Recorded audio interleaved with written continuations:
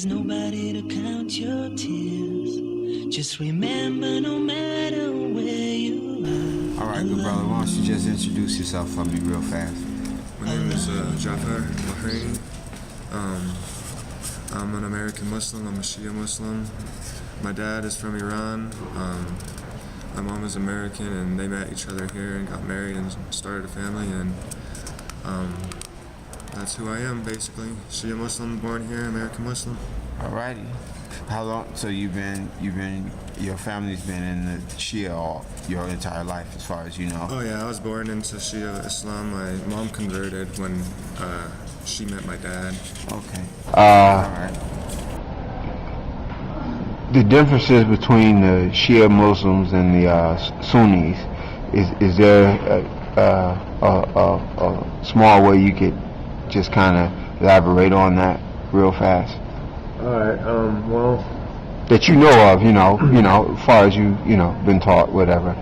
Well, when the Prophet Muhammad was about to die at the end of his life, there's supposed to be a first successor after him, and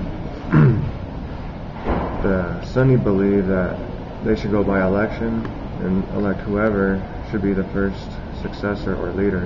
Okay. And they believe that it should have been Abu Bakr. Okay. But the Shia believe that they should go by the Prophet's family. That should be the next leader. So they believed in the Imams.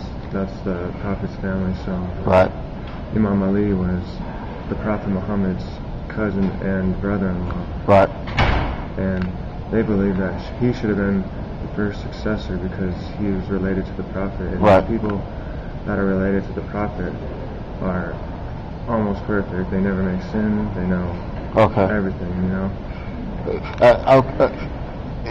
I'm curious, does the Quran state, to your knowledge, a procedure that should be taken, or is there that you know of? Does it comment or hint on something? That I know of, it just says like there's only one God and Prophet Muhammad is the messenger of God. Okay. But there's hadiths, that's writings by very religious scholars that are I'm familiar with the hadiths. Okay. Yeah. Okay. So there's like certain hadiths that give you hints on whether like the Prophet Muhammad said that Imam Ali was the first successor. So there's hadiths about that. There's this one hadith, I forgot what it's called, but it's about the Prophet and his grandsons. So one day the Prophet was in Fatima's house. That's the daughter of Imam Ali. And Hassan and Hussein are the grandsons of the Prophet. And they're like, they felt the spirit that the Prophet was inside the house, and which he was. So the Prophet told him to come over here and get under the blanket, and he told Imam Ali to get under the blanket, and Fatima as well. And he says, "You guys are my family, and you guys shall lead what I started when I die." Oh, okay. That's what the hadith, and that's what the proof. That's authentic. That's recognized as an authentic hadith. And that's our proof on why we believe that Imam Ali should have been the first successor. Okay. And then it gets into that where the majority of the Muslims fall astray and they elect Abu Bakr. Okay. So eventually, like by law, Imam Ali is like the fourth caliph. That's the leader, the fourth leader after the Prophet Muhammad, with no choice. And then this leading family called the Umayyads told Imam Hussein when he got older, like, either you accept our leadership or you're gonna die. Okay. And Imam Hussein had too much pride, and he wanted to fight for justice of Islam and get the truth of Islam out. And, and this horrible day, it's called Karbala, the Battle of Karbala. Okay. And basically, Imam Hussein was kicked out of Mecca, and he went to Iraq, and he was fighting for Islam, and no one would join his side because people are too tempted for the money and for this life. And Imam Hussein said, fight for the next life and fight for the truth of Islam, and you'll get the next life. Okay. And they all died, and he sacrificed his family and everything for the truth of Islam, and that's why there's two sects of Islam. Okay. All right. So primarily, it's all about the Caliph as it relates to the differences, not so much the doctrinal issues. Are there any doctrinal things about the Shiite Muslims, the Shia Muslims, and the Sunnis? There's very vague differences. They're not that big differences. We the Shias, they fast longer. We don't break our fast at sunset. We just break it a little later. Little things like that. Okay. The Sunnis, some of them pray like this, like the Prophet Muhammad prayed like this or like this. I mean, there's different ways of how you pray, but it's the same thing. Okay. Big differences like that. And the main difference is just the Halifs, and we believe in the Imams, that's the Prophet's family, and they touch up on the Prophet's family, but they don't go into detail like we do. Okay. So, but the Hadith, y'all believe all the same Hadiths, or are there? We believe in different Hadiths. It's our duty to find the justified Hadiths. Okay. And there's a lot of false Hadiths out there, for example, the Wahhabis, that's Osama bin Laden's people. Right, the Wahhabis, I heard about them. Those are just extremist Muslims, and they change everything. They change the Quran up, which you can't, because the Quran you can never change because they have this certain amount of syllables, and if you change one word, it's going to throw off the whole equation. Right. There's different kinds of Muslims, but the main two is Sunni and Shia. Okay. And there's not that many differences other than the leaders. Okay. But the hadiths that you're saying are different. That they choose. Are they recognized by the companions, or who are they written by? Do you know? Do you know what if the source of their existence? Most of the hadiths that we believe in are written by the Imams, the Prophet's family. Oh, okay.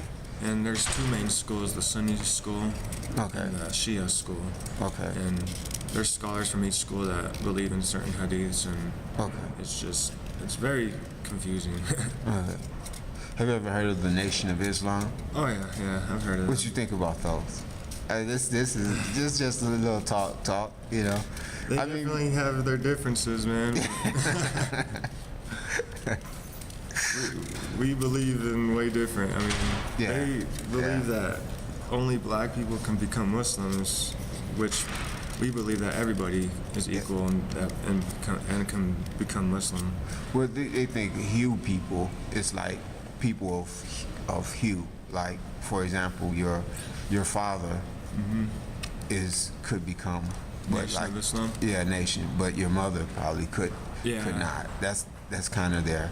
But anyway, I just was curious have you ever heard Farrakhan speak? Yeah, I've heard him speak one speech. It was kind of interesting. He was talking about how athletes like LeBron James and back then Michael Jordan, he was referring them as the slaves and the owners of the basketball teams or football teams or whatever. The slave masters. Or the slave masters. They're taking control of the athletes. Yeah. That's what they treat them like. Yeah. That's the only speech I've heard of him, but he's a pretty interesting character. But I like Malcolm X. Yeah, Malcolm X. Yeah, he spoke. He was a great speaker as well. So, do you see at all the Shiites and the Sunnis ever setting aside the small differences and coming together under one, banner? You think it's possible for that to to occur, or do you think it's too big a gap to men, or too big a breach to men? There's definitely a possibility. I mean, I guess like you can always say that you can wait until the day of judgment, and that's when the truth comes out. Okay. But right now, like, most Muslims treat each other like Muslim brothers, you know? It doesn't matter if you're Sunni or Shia. I mean, you welcome him as a Muslim, you know? But there's some extremists like the Wahhabis, like, if they see a Shia, they'll kill him. Or there's some Muslims that don't accept other types of Muslims, but most Muslims accept each other and are welcome each other as brothers. So what's the problem? I mean, why don't they just, cancel out the Shiite, all of this, I mean, I know that's kind of a big question, but yeah, that's kind of a big question. You don't gotta go into it. It's cool. It's all right. Basically, just, I mean, whatever you believe in, you stick to that, and you wait until the day of judgment where the truth comes out. That's the only basic thing. I hear you. All right. I'm gonna give you the floor now. What's the best advice, or the best thing you would say to the Muslims on YouTube or to the world, or anything you like to share, right off, if you can think of anything you like to share to the Muslims or whatever, anything you like to share, you have the floor. Talking to about every Muslim, I mean, just stay in the way of Allah. Don't get influenced by Shaitan, the devil. Be guided to the straight path and resist the temptation, or think about the next life. And this life is very short. Basically, when you die, you have a plane ticket going to the next life, which is longer, and that's the ultimate salvation. And just stick with it. I know it's tough to get tempted to do haram things, like forbidden things or wrong things, and just do your best to be a great Muslim, and think about how Allah is really compassionate, and also fear Him at the same time, but He's also compassionate. He'll forgive all your sins, and stay in the way with Allah. Be guided to the straight path. All right, thanks, man. All right. Yes. Okay.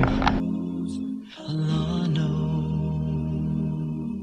when you gaze with love in your eyes, catch a glimpse of paradise, and you see your child take the first breath of life. Allah